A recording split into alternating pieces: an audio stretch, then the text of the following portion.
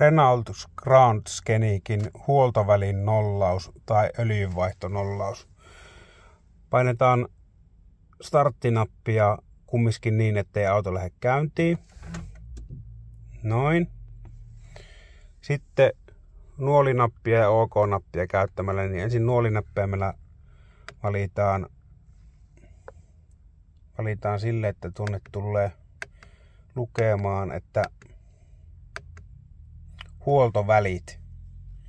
Sitten painetaan OK:ta niin kauan, että rupeaa väläkkyyn kilometrit ja vuodet. Ja nyt kun on öljyvaihto tehty, niin tässä kohdassa painetaan nappia niin kauan, että väläkkyy nuo kilometrit ja huoltomerkkivalo sammuu tuolta ylhäältä.